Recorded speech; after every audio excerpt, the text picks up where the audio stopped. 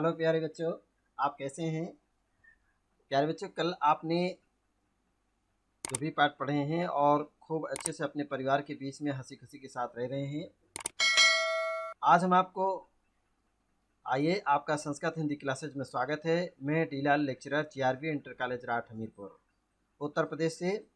आज हम आपको कक्षा 11 हिंदी खंड का गद्य भाग है और गद्य में आपने अभी इसके पहले वाले पीडीएफ में वीडियो में आचार्य महावीर प्रसाद द्विवेदी जी का जीवन परिचय, उनका साहित्यिक परिचय और रचनाएं और साहित्यिक विशेषताएं, हिंदी गद्य साहित्य की महावीर प्रसाद द्विवेदी जी की हिंदी गद्य साहित्य की विशेषताएं, उनका भाव पक्ष आपने और कला पक्ष, उनकी भाषागत और शैलीगत विशेषताओं का आपने विस्तार से अध्ययन किया है।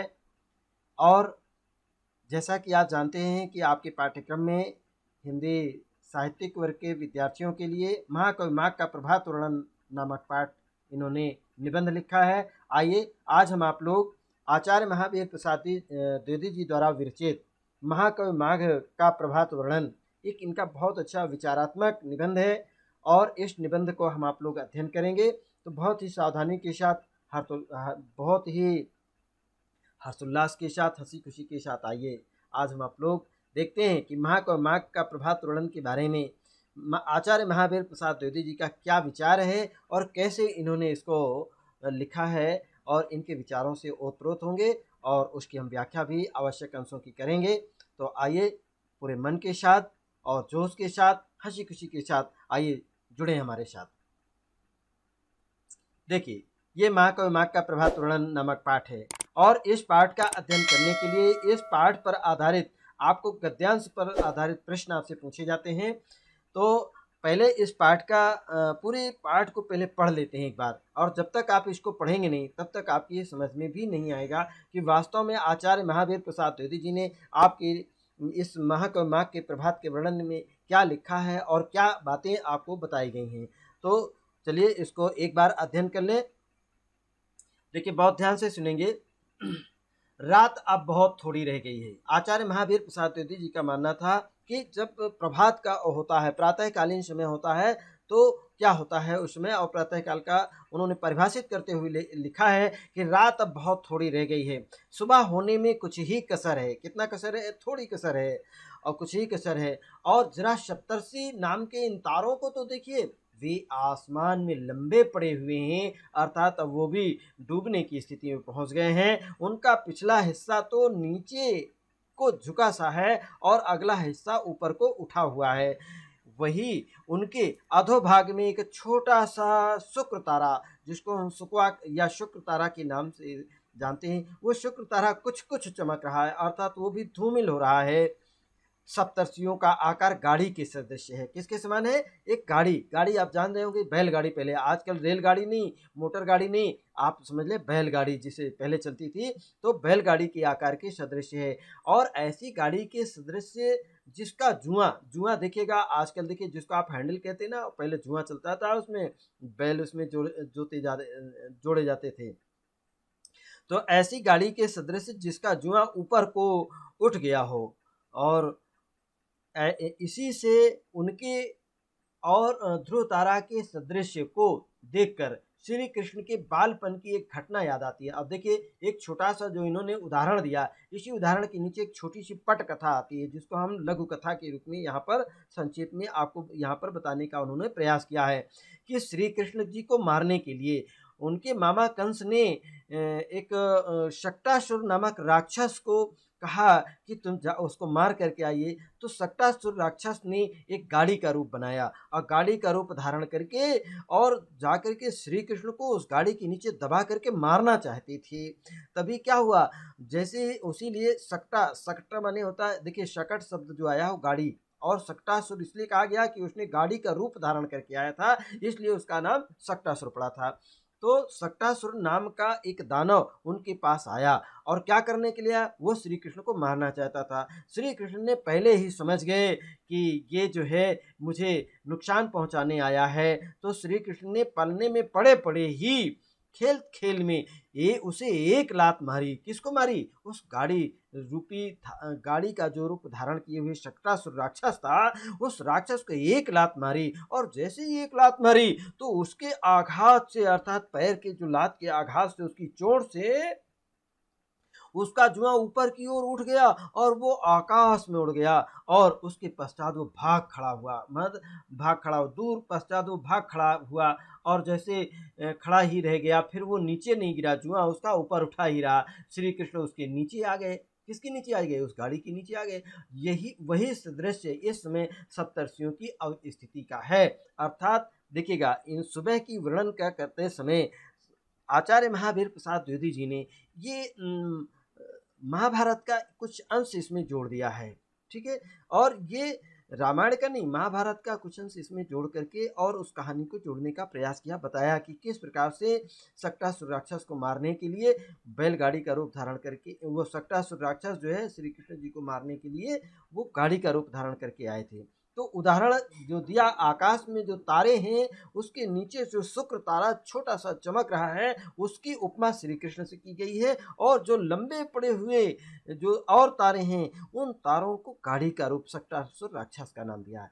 तो वे तो कुछ उठे हुए से लंबे पड़े हैं, छोटा सा ध्रुव तारा उनके नीचे चमक रहा है। वो नीचे जो चमक रहा है उसकी उपमा श्री कृष्ण के समान की गई है। तो इसी के साथ देखिए आगे क्या बताया उन्होंने, ये पूर्व रूप दिशा रूपणी स्त्री। आप देखिएगा उदाहरण कैसे दिया है, पूरब दिशा को उन्होंने स्त्री का रूप दिया है। किसका रूप दिया है? स्त्री का।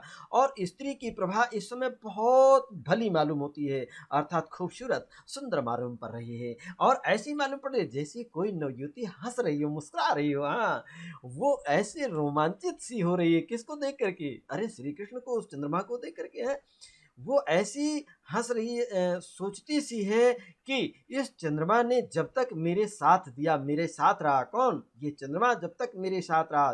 कौन? पश्चिम दिशा, पूरब दिशा रूपी स्त्री ये मनी मन सोच रही है और हंस रही कि जब तक ये चंद्रमा मेरे साथ रहा, तब तक मेरी संगति में, तब तक ये मेरी संगति में रहा, तब तक ये उदित ही नहीं चमकता रहा। कैसे रे? उसकी दीप्ति भी, उसकी चमक, उसका प्रकाश भी खूब बढ़ी चढ़ी थी। परंतु अब देखो, ये मुझे पूरब दिशा रूपी स्त्री को छोड़ करके अब दूसरी स्त्री के पास पहुंच गया। वो दूसरी स्त्री कौन थी? पश्चिम दिशा रूपी। उस पश्चिम दिशा को उन्होंने पश्चिम दिशा रूपी दूसरी नारी बताया। जब दूसरी नारी के पास, दूसरी स्त्री के पास जाते ही वो कैसा हो गया? सूरज देखिएगा, पूरब दिशा में जब चंद्रमा चमकता है तो बहुत तेज होता है, चमकदार होता है, बहुत खूबसूरत सुंदर लगता है, उसकी रोशनी बहुत होती है। और जब वो पश्चिम दिशा में पहुंच जाता है तो उसकी रोशनी कम हो जाती है और कांतिहीन हो जाता है, दीप्तिहीन हो जाता है, पलित हो रहा है, अर्थात नीचे की ओर पतित हो रहा है, गिर रहा है। ऐसे से पूरब दिशा में। अब देखिए, इसी से प्यारे बच्चों हम आप लोगों को शिक्षा भी मिलती है कि हमें एक स्त्री से ही स्नेह करना चाहिए, कहीं नहीं। जब दूसरी स्त्री से आप करेंगे तो पहली वाली स्त्री क्या सोचेगी? आपके अंदर तेज रहेगा, आप कभी भी, आपका प्यार, आपका प्रेम स्थायी नहीं रह पाएगा। ऐसी दिशा में आप अपमानित हो सकते हैं, आप नीचा दिख सकते हैं, पतित हो सकते हैं। यहाँ पर शब्द जैसे क्या है? पतित हो रहा है। इसी से पूरब दिशा चंद्रमा को देख देख करके उसकी प्रभा के बहाने ईर्ष्या से मुस्कुरा रही, हंस रही है, परंतु चंद्रमा को उसकी हंसी मजाक कुछ भी अच्छी नहीं लगती है और उसकी परवाह नहीं करता है। वो अपने ही रंग में मस्त मालूम पड़ रहा है, अर्थात पश्चिम दिशा रूपी स्त्री के साथ में ही वो मस्त है। अस्त समय होने के कारण उसका बिंब भी लाल लाल हो गया है। जैसे पूरब दिशा की किरणें जब निकलती हैं तो पूरब दिशा में चंद्रमा, सूरज जब निकलने वाला होता है तो लाल लाल होता है, और जब पश्चिम दिशा में चंद्रमा पहुंच गया तो वो भी लाल लाल हो गया। पर किरणें उसकी पुराने कमल के नाल, अब देखिए उदाहरण क्या दिया? कमल के नाल के समान। कमल पुष्प आपने देखा होगा जो तालाबों में खिलता है, सूर्योदय होने पर कमल की नाल की समान के कटे हुए टुकड़े के समान सफ़ेद हो गया। जैसे कमल की नाल है, उसको उखाड़ दीजिए, काट दीजिएगा तो उसका पानी पूरा निकल जाता है, वो सफ़ेद हो जाता है। ऐसे ही ये चंद्रमा अब कटे हुए नाल के समान सफ़ेद है। तो स्वयं सफ़ेद होकर के भी बिंब की अरुणता के कारण, अर्थात बिंब माने होता है उसकी रोशनी की अरुणता, मतलब चित्र जो है लाल रंग का था। अरुण माने होता है लाल, रक्त वर्ण के कारण वे कुछ ही कुछ कुछ लाल भी है, और कुमकुम मिश्रित सफेद चंदन के सदृश ही उन्हीं लालिमा मिली हुई। किस तरीके से देखिए शब्दों का चयन माँ को, माँ के प्रभात वर्णन में ये आचार्य महावीर प्रसाद द्विवेदी जी ने वर्णनात्मक निबंध लिखा। इसको वर्णनात्मक चीज की विशेषता है। कुमकुम मिश्रित, मिश्रित सफेद चंदन, उपमा देखिए कितनी सुंदर सुंदर ढूंढ करके रखी उन्होंने। चंद्रमा के सदृश उन्हीं रूपक अलंकार से उन्हीं लालिमा मिली हुई, लाल लाल मिली हुई सफेद किरणों से चंद्रमा पश्चिम रूपी दिग्वधु का श्रृंगार सा कर रहा है। क्या कर रहा है? श्रृंगार कर रहा है, सजा रहा है। श्रृंगार करना मतलब सजाना है। और उसे संपन्न प्रसन्न करने के लिए, किसको प्रसन्न करने के लिए? पश्चिम दिशा रूपी स्त्री को प्रसन्न करने के लिए। कौन प्रसन्न करना चाहता है? चंद्रमा प्रसन्न करना चाहता है। ठीक है, तो आचार्य महावीर प्रसाद द्विवेदी जी का विचार आया कि मानो उसे प्रसन्न करने के लिए उसके मुख पर चंदन का लेप लगा रहा है। किसको?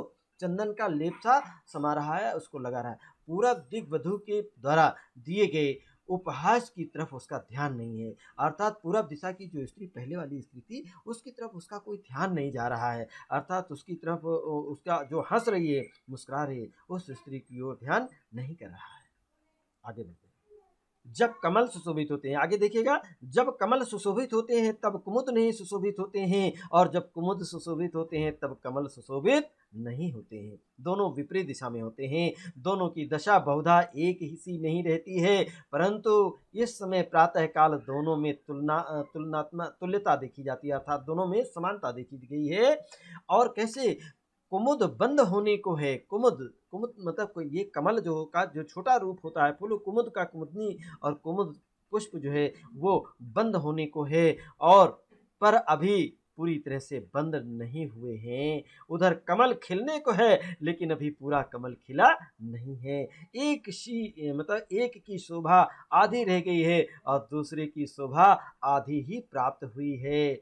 रहे भ्रमर, अरे भौरों को तो देखो, सो अभी भ्रमर दोनों ही पर मंडरा रहे हैं, मतलब कमल पर भी मंडरा रहे हैं और कुमुदनी पर भी मंडरा रहे हैं, भ्रमण कर रहे हैं, गुनगुना रहे हैं। और गुंजारव के बहाने, किसके? ध्वनि के बहाने, गुनगुनाने की ध्वनि के बहाने दोनों के ही के प्रशंसा के गीत गा रहे हैं। कौन गीत गा रहे हैं? आपको पता है, भौरे गीत गा रहे हैं। क्यों गीत गा रहे हैं? उनकी प्रसन्नता के गीत गा रहे हैं, खुशी के गीत गा रहे हैं। इसी से इस समय कुमुद और कमल दोनों ही समता को प्राप्त हो रहे हैं। कौन दोनों समता को? जिस तरह से ये देखिएगा, कमल और कुमुद दोनों समानता को प्राप्त हो रहे हैं। कुमुद शब्द आप समझ गए, कोकाबेली भी कहते हैं इसी के नाम से, अर्थात कमल का छोटा रूप जो होता है, कमल अलग होता है और कुमुद भी उसी तरह से खिलता है। सायंकाल जिस समय चंद्रमा का उदय होता है, अब देखिएगा दूसरा उपाय उदाहरण इन्होंने दिया था। सायंकाल जिस समय चंद्रमा का उदय हुआ था उस समय बहुत ही लावण्यमयी था, बहुत खूबसूरत था, देखने में बहुत ही आकर्षक था, मनमोहक था, सभी को अपनी ओर मोहित कर लेता था। क्रम क्रम से उसकी दीप्ति, उसकी सुंदरता और भी बढ़ गई थी, बहुत सुंदर लग रहा था चंद्रमा, उसकी रोशनी बढ़ गई थी। वो ठहरा रसिक। क्या ठहरा? रसिक।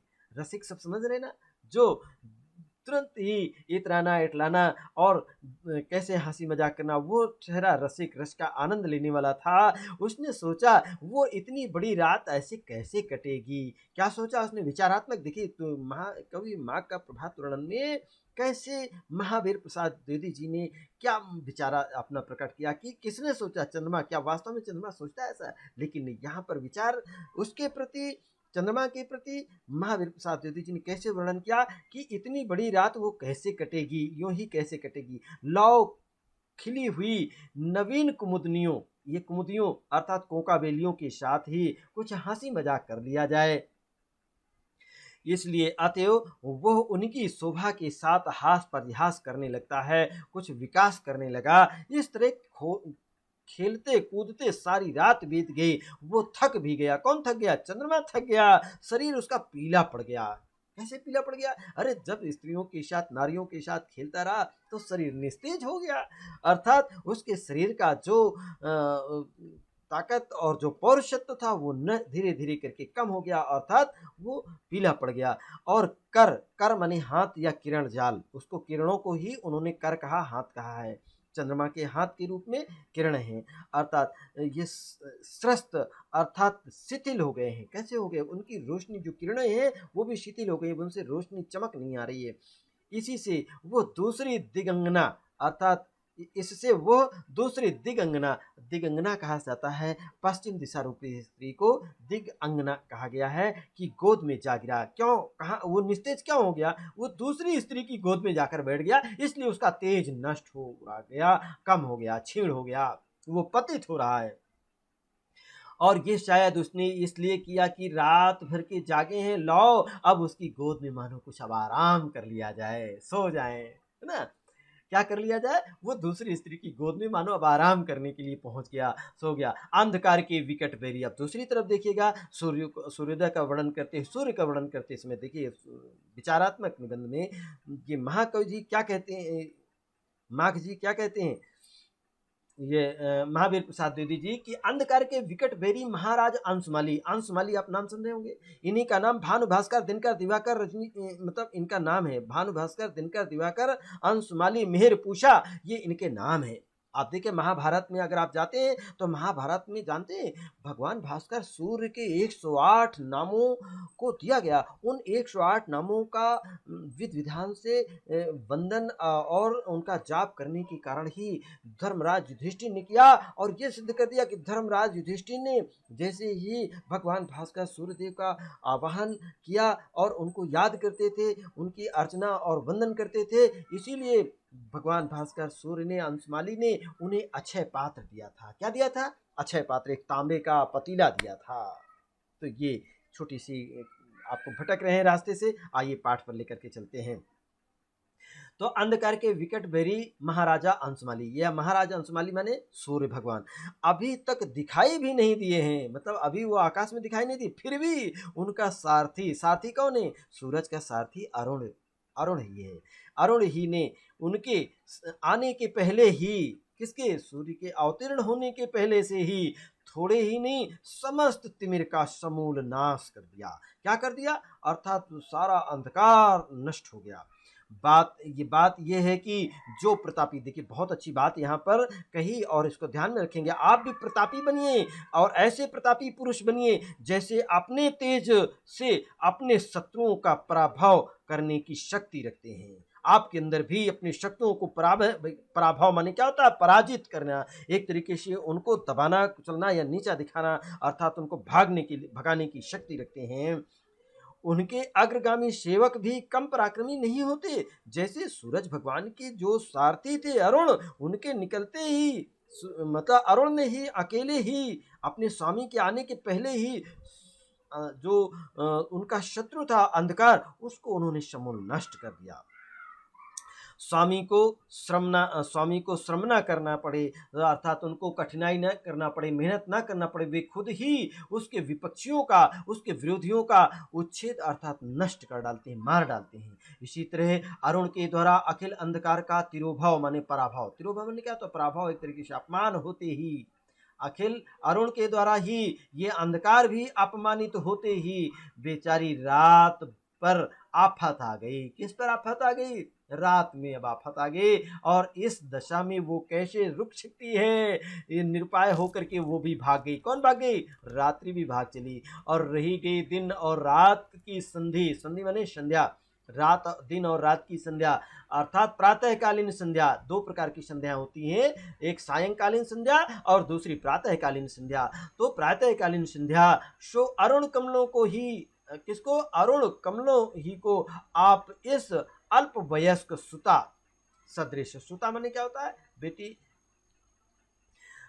सुत माने बेटा, सुता शब्द बेटी के लिए प्रयुक्त होता है। संस्कृत शब्द में आप आते हैं तो सुता सदृश संध्या के लाल लाल और अतिशय कोमल हाथ पैर समझिए। इन देखिए वहाँ कमलनी को माना, यहाँ कमल को माना है, तो कमल को ही इन्होंने अपना पुत्र मान करके और ऐसे लाल लाल उनके अतिशय कोमल, अत्यधिक कोमल मुलायम हाथ पैर समझिए, और मधुप मालाओं से अर्थात सुगंधित मालाओं से छाए हुए नील कमलों को ही, किसको? नील कमल, कमल लाल रक्त वर्णीय कमल होता है और कुछ नील वर्ण का कमल होता है। तो नील कमलों को ही अर्थात नीले रंग की उसमें धारियां होती हैं, उन्हीं को ही काजल लगी हुई। क्या सजाया है लेखक ने वहां पर? सजाया जैसे कि बच्चे को सजाने के लिए माताएं बहनें बच्चे को आंखों में काजल लगा देती हैं। तो कुछ लालिमा अर्थात नील कमल में अर्थात वो काजल लगी हुई सी उसकी आंखें जानिए। और पक्षियों के कलकल, आप देखिएगा वहां पक्षियों के कलकल के शब्द को ही उसकी तोतली बोली अनुमान कीजिए। यहाँ पर अनुमानित कीजिए तोतली बोली, जैसे बच्चा छोटा सा तोतली भाषा में बोलता है। आप जब बचपन में थे छोटे से बच्चों को देखिएगा कैसे वो तोतली मीठी बाणी बोलते हैं, बहुत मधुर लगती है, मनमोहक होती है, आकर्षक व्यक्तित्व होता है उसमें। ऐसे संध्या ने जब देखा कि रात्रि इस लोक से जा रही है, कौन जा रही है? संध्या ने क्या देखा? रात्रि इस लोक से जा रही है। तब क्या हुआ? तब पक्षियों की कोलाहल के बहाने वो कहती है, कौन कहती है? वो कोलाहल के बहाने पक्षियों के बहाने पक्षियों कोलाहल करने लगते हैं, शोर मचाने लगते हैं। और उसी समय कहती क्या है? अम्मा मैं भी आती हूँ, अम्मा मैं भी आती हूँ। अर्थात वो बेटी के रूप में वो भी आती है, अर्थात प्रातःकालीन संध्या भी उसमें मैं भी आती हूँ। और वो भी उसके पीछे पीछे दौड़ गई। कौन दौड़ गई? अर्थात ये प्रातःकालीन संध्या भी उसके पीछे पीछे दौड़ गई। आगे देखिएगा फिर क्या होता है? अंधकार गया, कौन गया? अंधकार गया, रात भी गई, प्रातःकालीन संध्या भी साथ में चली गई। अर्थात 3 लोग गए। कौन? अंधकार गया, रात्रि बीत गई, प्रातःकालीन संध्या भी बीत गई। अब क्या हुआ? विपक्षी दल के एकदम ही हाथ पैर उखड़ गए। और तब फिर क्या हुआ? तब रास्ता साफ देख करके वासर विधाता, वासर माने होता दिन, दिवा, यह दिन के विधाता भगवान भास्कर सूर्य ने निकल कर आने की तैयारी की। और कुलिश पाणी इंद्र की पूर्व दिशा में, कुलिश पाणी माने होता है कठोर, पानी माने हाथ में लेने वाला कठोर, वज्र हाथ में लेकर के इंद्र की पूर्व दिशा में नए सोने के समान, किसके समान उपमा की गई? सोने के समान, पीली पीली पीली धातु के समान उनकी पीली पीली किरणों का समूह छा गया। और उनके इस प्रकार आविर्भाव से उदय होते, आविर्भाव माने क्या? तो उदय होने से एक अजीब ही दृश्य दिखाई दिया। वो कैसा दृश्य था? बहुत ही आश्चर्यजनक था। और आपने बड़वा नल के नाम सुना होगा, बड़वा नल, अनल, देखिएगा अनल माने आग होती है, और बड़वा नल कि समुद्र की आग, जंगल की आग का नाम सुना होगा, सूरज की आग। उस बड़वा नल की आग 3 प्रकार की अग्नि होती है, जठराग्नि, बड़वाग्नि, दावाग्नि और बड़वाग्नि, बड़वा नल आग ये आपको दिया गया। ठीक है, जठर माने पेट होता है, एक पेट की अग्नि होती है। बड़वा नल जंगली ये सूर्य की अग्नि होती है। और दावाग्नि ये जो लकड़ियों की आग होती है। तो इस प्रकार से आपने तीनों अग्नियों के नाम सुने हैं। तो ये बड़वा नल माने होता है ये जो सूर्य की अग्नि, जंगली आग के में उस गर्मी, उस आग का नाम सुना ही होगा। और वो एक प्रकार की आग है जो समुद्र को जलाया करती है। किसको जलाती है? समुद्र की, अर्थात उसका जल सुखा लेती है। सूर्य के उस लाल पीले किरण समूह को देख करके ऐसा मालूम होने लगा जैसे वही बड़वाग्नि समुद्र को की जलराशि को जला करके त्रिभुवन को भस्म कर डालने के इरादे से समुद्र के ऊपर उठाई हो। कहाँ पर आई हो? समुद्र के ऊपर उठाई हो। कौन ऊपर उठाई है? वो मतलब बड़वाग्नि। धीरे धीरे दीननाथ कहा गया। देखिएगा यहाँ पर वासर कहा गया था, और वासर विधाता भगवान भास्कर नाम लिया गया था। और यहाँ पर दीननाथ कहा गया। दिन के नाथ, दिन के स्वामी कौन होता है? सूरज, सूर्य का प्रतिबिंब।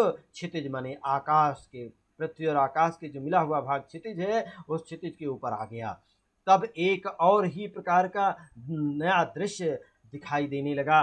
कैसा दर्शन था? उसको आप ऐसा मालूम हुआ जैसे सूर्य का वो बिंब भी एक बहुत बड़ा घड़ा बन गया हो। क्या बन गया हो? घड़ा। अब देखिए दूसरा उदाहरण यहाँ पर आचार्य महावीर प्रसाद दीदी बताते हैं। सूरज को एक घड़ा का प्रतिबिंब दिया है। घड़ा माने जानते हो ना, जिसमें पानी या सुराही आप देख लेना, तो घड़ा, इससे सुराही का मुंह लंबा होता है और घड़े का जो होता है समतल भाग में गोलाकार वैसे बना देते हैं। तो ये घड़े का आपने देखा। और दिग्वधुएं जोर लगा करके समुद्र के भीतर से उसे खींच रही हैं। किसको खींच रही? दिग्वधुएं। ये दिग्वधुएं क्या है?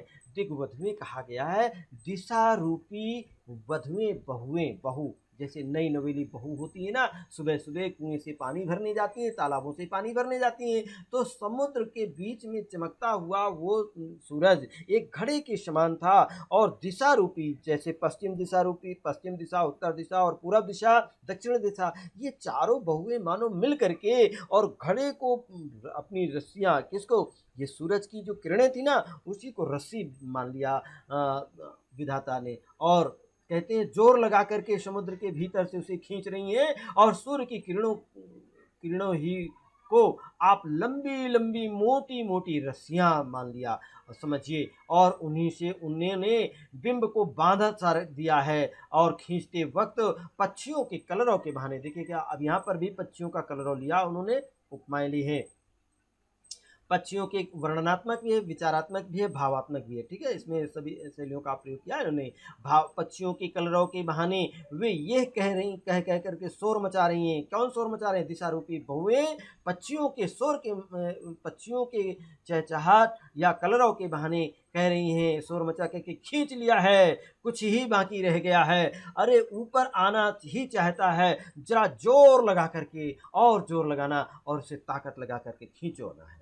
तो इस प्रकार से वर्णन करते हुए माँ का प्रभात वर्णन आचार्य महावीर प्रसाद द्विवेदी जी ने बताया। और आगे देखिएगा क्या कहते हैं। दिगंगनाओं, ये दिगंगनाओं उन्हीं को दिशा रूपी स्त्रियां जो हैं के द्वारा खींच खांच करके किसी तरह सागर की लालिमा सलिल राशि से बाहर निकालने जाने पर सूर्य बिंब चमचमाता हुआ बहुत तेज गति से लाल लाल दिखाई दिया। अच्छा बताइए, तो फिर देखिएगा, अच्छा बताइए सही ये इस तरह का क्यों है। हमारी तो समझ में यही आता है, ये आता है कि सारी रात पयोनिधि के पानी के भीतर जब ये पड़ा रहा था, कौन पड़ा रहा था? ये पानी के भीतर, पयोनिधि कहा गया है समुद्र को पयोनिधि कहा गया है। पयोनिधि के भीतर, समुद्र के भीतर के पानी के भीतर जब तक ये पड़ा था, तब बड़वाग्नि की ज्वाला से, अर्थात ये समुद्री आग के बड़वाग्नि की ज्वाला ने इसे तपा करके खूब दहकाया। ये समुद्र की आग है और उसको खूब तपाया, खूब जलाया, किसको? इस समुद्र सूरज को, और तपा के दहकाया होगा तभी तो खैर मने होता है, अर्थात उसको सलामती खादिर के जले हुए कुंदे के अंगार के सदृश से लाल लाल, और ये खैर एक लकड़ी होती है, पेड़ होता है, और खैर का जलता हुआ जो अंगारा है उस कुंदे में आग जब लग जाती है तो लाल लाल सदृश लालिमा लिए हुए ये इतना शोभ्र दिखाई दे रहा है। अन्यथा आप ही कहिए, इसके इतने अंगार गौर होने का और क्या कारण हो सकता है? ये इतना गोरा गोरा कैसे हो सकता है? अब देखिएगा, सूर्य के बारे में ही उन्होंने बताया, समुद्र के बारे दर्शन कराया और उपमाएं दी हैं। और सूर्य देव की उदारता और न्यायशीलता तारीफ के लायक है। तारीफदारी तो इसे छू तक नहीं समझती। ये कौन? ये सूरज देव जो है न्याय कर रहे हैं। कैसे न्याय कर रहे हैं? पक्षपात तो इनकी तो गंध तक उसमें नहीं है। देखिए ना, सूर्य तो उसका उदयाचल पर हुआ। कहाँ पर हुआ था? सूर्य का जो उदय है वो उदयाचल पर हुआ, पर क्षण ही भर में उसने अपने नए किरण कलाप से, किसने? किरण कलाप ने किरण के समूह को उसी पर्वत के शिखर पर नहीं प्रत्युत किया, सभी पर्वतों के शिखरों पर फैलाकर उनकी शोभा को बढ़ा दिया। किसको बढ़ा दिया? इन्होंने पहाड़ों की शोभा बढ़ाई। इस पहाड़ों की शोभा कब बढ़ी?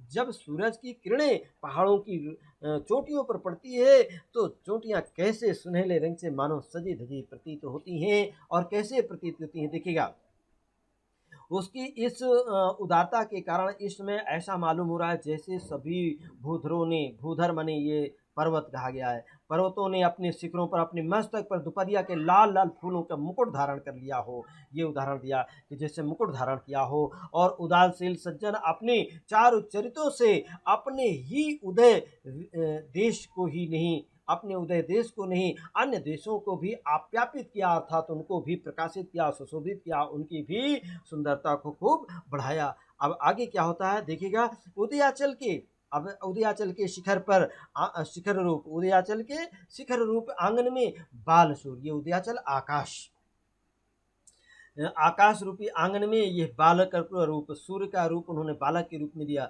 सूर्य को खेलते हुए धीरे धीरे रेंगते देख पद्मिनियाँ, अर्थात जैसे बच्चा आंगन में खेलता है तो उनको रेंगते हुए, उनको बच्चे को घुसटते हुए सभी लोग खुश होते हैं ना, माताएं बहनें, तो उन पद्मिनियों को देखिएगा, पद्मिनियों का रूप यहाँ पर माताओं बहनों के रूप में को बड़ा प्रमोद हुआ, आनंद हुआ। प्रमोद शब्द समझ रहे ना, आनंद और खुशी होती है कि सुंदर बालक को आंगन में जानु पानी माने होता है घुटनों के बल चलते हुए देख करके स्त्रियों का प्रसन्न होना बहुत ही स्वाभाविक है। इसीलिए तो उन्होंने अपने कमल मुख के विकास, किसके, कमल मुख, कमल रूपी मुख के विकास, तो यहाँ पर देखिए ये योजक चिन्ह होता है, इसको भी ध्यान में रखिए कभी कभी। तो कमल रूपी मुख के विकास के बहाने हंस हंस करके उसे बड़े प्रेम से देखा, और यह दृश्य को देख करके माँ के सदृश अंतरिक्ष देवता का हृदय भर गया। किसका? अंतरिक्ष देवता का हृदय भर गया। और वह पक्षियों के कलरव के रूप में मिस बोल उठी। क्या बोल रही हैं? कौन? माँ बोल रही है, आजा आजा बेटा आजा। फिर क्या होता है? फिर क्या था? बाल सूर्य, अपने बाल सूर्य माने यह सूरज, बालक रूपी यह सूर्य बाल लीला करता हुआ, जैसे श्री कृष्ण बाल लीला करते थे, सूरदास जी ने वर्णन किया है बाल लीला में, अद्भुत दर्शन करिएगा आप, दिखाता हुआ झट अपने मृदुल कर किरणें फैला करके, अर्थात जैसे कि कोई बालक अपनी बाहों को फैला करके माँ की गोद में जाकर बैठता है, उसी प्रकार से ये बालक रूपी सूर्य भी अपनी किरणें फैला करके अंतरिक्ष की गोद में जाकर बैठ गया। और उदयाचल पर उदित होकर के जरा ही देर में वो आकाश में आ गया, और आकाश में सूर्य के दिखाई देते ही नदियों की क्या दशा हुई, नदियों का वर्णन करते देखिएगा। वहाँ पर समुद्र का दर्शन भी आपने देखा किया, और कमल का भी दर्शन किया, पक्षियों का भी दर्शन किया, दिशाओं का भी दर्शन किया, और कितना सुंदर। अब आइएगा, आकाश में सूर्य के दिखाई देते ही नदियों के विलक्षण रूप धारण कर लिया है। नदियों ने कैसा सुंदर रूप धारण किया उसका देखिएगा। दोनों ही तटों या कगारों के बीच में से बहते हुए जल पर सूर्य की लाल लाल प्रातःकालीन धूप जब पड़ी। देखिए प्राकृतिक चित्रण में भी महावीर प्रसाद द्विवेदी जी पीछे नहीं रहे। अब कहीं प्रकृति का देखिए मनोरम चित्रण कैसे सुंदर यहाँ पर किया है कि नदियों में जब प्रातःकालीन सूर्य, जब उनकी प्रातःकालीन धूप जब पड़ी तो वो जल परिपक्व मदिरा के सदृश है। अब जल में जैसे ही धूप पड़ती है तो उनकी लालिमा से पूरा समुद्र, नदियों का पानी जो है वो कुछ लालिमा को लिए होता है, और ऐसे उपमा जैसे मदिरा अर्थात दारू का रंग हो गया। अतएव ऐसा मालूम होने लगा जैसे सूरज ने किरण बाणों से अंधकार रूपी हाथी को की घटा को सर्वत्र मार गिराया हो। अब देखिएगा यहाँ पर भी बहुत अच्छा उदाहरण यहाँ पर महाभारत से ही उन्होंने उदाहरण ले लिया कि एक बार ये जो है ये हाथी, कैसा हाथी? अंधकार रूपी हाथी को मार गिराया हो, और उन्हीं के घावों से निकलता हुआ रक्त रुधिर बहकर नदियों में आ गया हो, और उसी के मिश्रण से उनका जल भी लाल लाल हो गया। कहिए ये कैसी सूझ रही है? अर्थात प्रश्नात्मक भी यहाँ पर बना दिया, अर्थात स्वयं वक्तृत्व कला, ये बातचीत जिसको हम कथोपकथन कहते हैं, कथोपकथन शैली का उदाहरण यहाँ पर देखने को मिलता है। और बहुत दूर की तो नहीं है, अर्थात बहुत घुमा फिर करके बात तो हमने नहीं की है, स्वयं आचार्य महावीर प्रसाद द्विवेदी ने पाठकों से अपने विचारों को व्यक्त किया है। चलिए देखते हैं प्यारे बच्चों, आगे महावीर प्रसाद द्विवेदी जी ने क्या कहा है, इसका भी अध्ययन कर लेते हैं। देखिए, तारों का समुदाय देखने में बहुत भला मालूम होता है। अब देखिए, अभी आपने समुद्र के बारे में पढ़ा, नदियों के बारे में भी आपने प्राकृतिक सौंदर्य का निरूपण किया गया इसमें। अब आइए देखिएगा, द्विवेदी जी ने तारों के समूह पुनः अंतरिक्ष की ओर आपको संकेत करते हैं, अर्थात तारों के समूह को देखने के लिए वहाँ का दर्शन कराते हैं। और ये सच है, ये भी सच है कि भले आदमियों को ना कष्ट ही देना चाहिए और ना उनको उनके स्थान से ही च्युत करना चाहिए या हटाना ही चाहिए। ये च्युत करना माने हटाना होता है, पदच्युत करना, हटाना। तो भले आदमियों को, कैसे आदमियों को? सज्जन पुरुषों को, उनको कभी कभी कष्ट नहीं देना चाहिए, अर्थात ये से दुष्ट व्यक्तियों को कष्ट देना चाहिए, ठीक है। और ना उनको उनके स्थान से कभी उनको हटाना भी नहीं चाहिए, उनको पद से भी नहीं हटाना चाहिए। परंतु सूर्य का उदय अंधकार का नाश करने के लिए ही होता है। सूर्य का उदय किस लिए होता है? अंधकार का नाश करने के लिए होता है, अर्थात और तारों की श्री वृद्धि अंधकार की ही बदौलत होती है। किसकी बदौलत होती है? अगर दिन के समय ये तारे क्या डूब जाते हैं? नहीं, दिन के समय भी आकाश में ये तारे होते हैं, लेकिन सूर्य के प्रकाश के आगे इन तारों का प्रकाश कम होता है, इसलिए ये तारे आकाश में दिखाई नहीं पड़ते हैं। अर्थात ये माना जाता है कि जब अंधकार होता है तभी ये ज़्यादा शोभायमान होते हैं और इनका प्रकाश दिखलाई पड़ता है, अर्थात ये शोभा को प्राप्त होते हैं। इसी से लाचार होकर के सूर्य को अंधकार के साथ ही तारों का भी विनाश करना पड़ता है। अर्थात आपने जान लिया कि दुश्मन के साथ जो हमारे मित्र भी कुछ थोड़े उन शत्रुओं के साथ लाभ ले रहे हैं, शत्रुओं से जो लाभ ले रहे हैं उनका भी नाश करना पड़ता है। उनको भी जबरदस्ती निकाल करके बाहर करना पड़ा। बात यह है कि शत्रु की बदौलत ही जिन लोगों को संपत्ति और संप्रभुता प्राप्त होती है, शत्रुओं के बदौलत जिनको लोगों को संपत्ति और संप्रभुता प्राप्त होती है उनको भी मार भगाना पड़ता है, और शत्रु के साथ ही उनका भी विनाश सघन करना ही पड़ता है। अगर आप उनका विनाश नहीं करेंगे तो शत्रु उनको मिला करके फिर से प्रबल हो जाएंगे और पुनः आप पर आक्रमण करेंगे और आपको आपके पद से च्युत कर देंगे, हटा देंगे। न करने से भय का कारण बना ही रहता है। इसलिए शत्रु के साथ ही जो शत्रु के से लाभ लेकर के संप्रभुता को प्राप्त कर रहे हैं, संपत्ति को प्राप्त कर रहे हैं, बहुत बढ़े चढ़े हैं, उनका भी विनाश कर देना चाहिए। राजनीति यही कहती है। प्रस्तुत पाठ के पद्यांश के माध्यम से महावीर प्रसाद द्विवेदी जी ने आपको राजनीतिक बात बहुत अच्छे ढंग से समझाई है। इसको गांठ बना करके रख लीजिएगा। चलिए आगे चलते हैं और क्या आगे बताते हैं महावीर प्रसाद द्विवेदी जी। सूर्योदय होते ही अंधकार भयभीत होकर के भागा। जैसे ही आपके अंदर तेज होगा, प्रकाश होगा और पराक्रमशाली होंगे, वैसे ही आपका दुश्मन आपके सामने नहीं टिक सकता है और भाग जाएगा। भागकर वो कहीं गुफाओं के भीतर और कहीं घरों के कोनों में और कोठरियों के भीतर जा छिपा, मगर वो वहां भी उसका गुजारा नहीं हुआ। और सूर्य यद्यपि बहुत दूर आकाश में था, कहाँ पे होता है? सूर्य पृथ्वी से हजारों किलोमीटर की दूरी पर स्थित था, फिर भी उसके प्रबल तेज से और उसके प्रताप ने छिपे हुए अंधकार को उन जगहों से भी निकाल करके बाहर किया। निकाला ही नहीं, अपितु उसका सर्वथा नाश भी कर दिया है।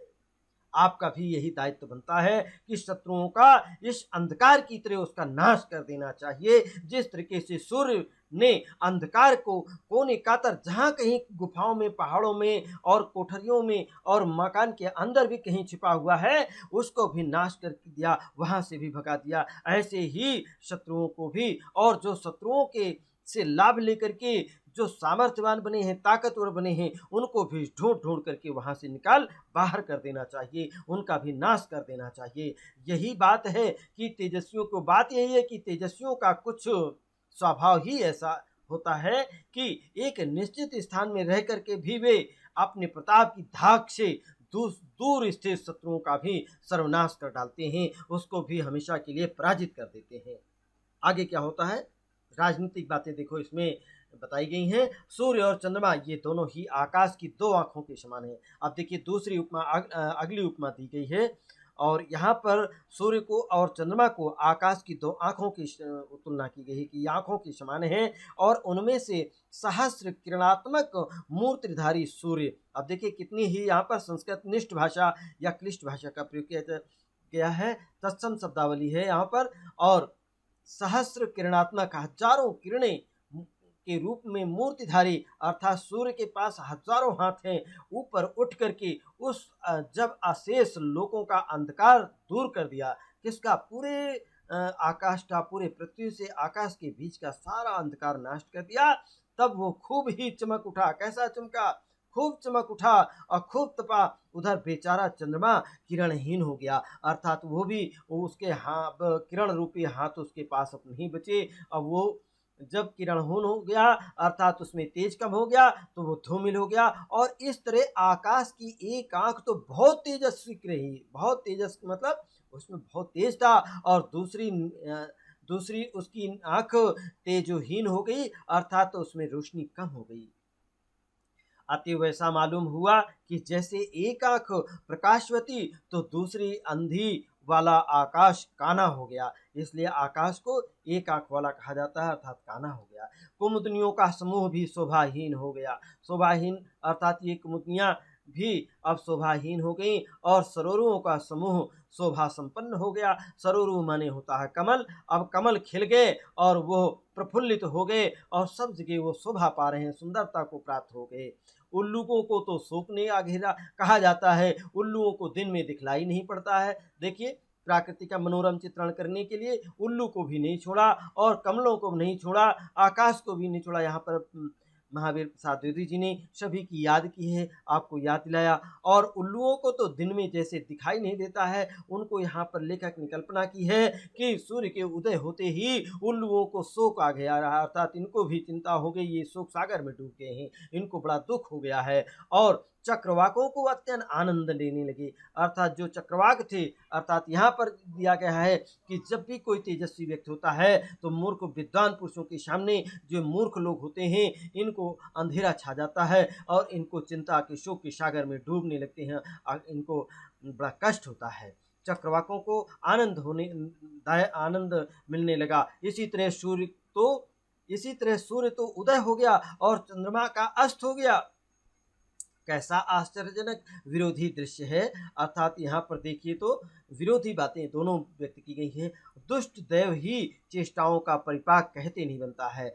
दुष्ट देव, अब ये दुष्ट कहा गया है, दैव माने ईश्वर की जो ऐसी चेष्टा है, ऐसी उनके विचार और ऐसी उनकी दृष्टि है कि एक तरफ बनाता है तो दूसरी तरफ बिगाड़ता है, किसी को सुखी और समृद्धशाली बना रहा है, किसी को दुखी और निस्तेज बना रहा है। ये कैसी विरोधी बातें हैं, और ये कहते नहीं बनता।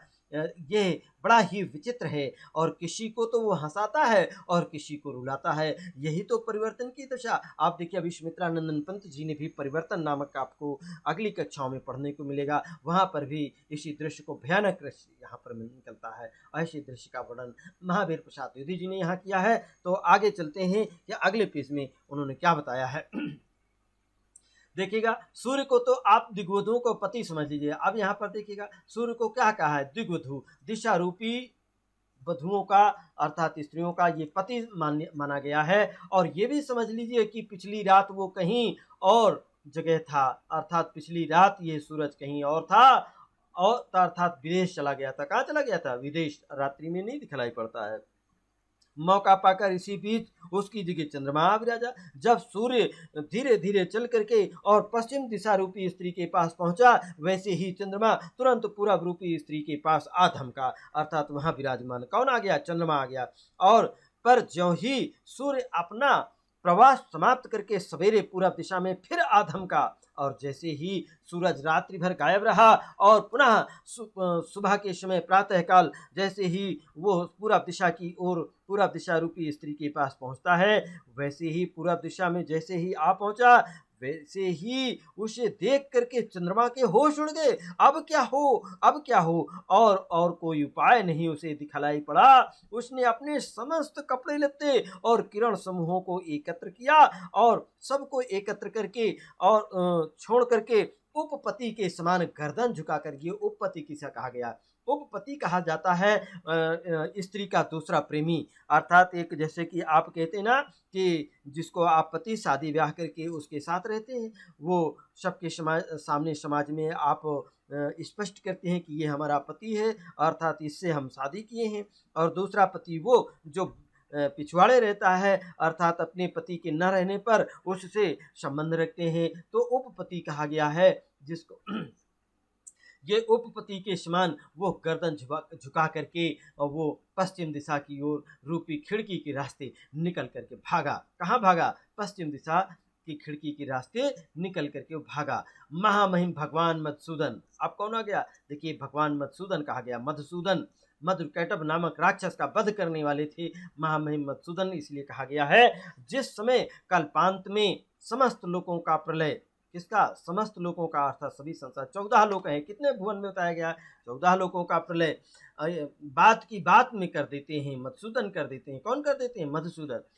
अर्थात उस समय अपनी समधिक अनुरागवती, ये समधिक किसे माना है? समधिक, समान, अर्थात अधिकार रखने वाली अनुरागवती, अत्यंत ही प्रेम करने वाली श्री अर्थात लक्ष्मी को धारण करके उन्हें साथ लेकर के, किसको? उन्हें साथ में लेकर के क्षीर सागर में अकेले ही जा विराजते हैं। अर्थात ये विष्णु प्रिया अर्थात विष्णु जी के लिए दिन चढ़ आने पर महामहिम भगवान भास्कर भी उसी प्रकार से दिन जैसे ही चढ़ाता है वैसे महामहिम अर्थात महामहिमामयी भगवान भास्कर कहा गया है कि महामहिम भगवान भास्कर सूर्यदेव भी उसी तरह एक ही क्षण में सारे तारालोकों का संहार करके, जिस प्रकार से यहाँ पर ये मधुसूदन और मधुसूदन की उपमा यहाँ पर सूर्य भगवान से की गई है, उसी तरह से भगवान भास्कर भी उसी तरह क्षण भर में समस्त तारालोकों का संहार कर दिया।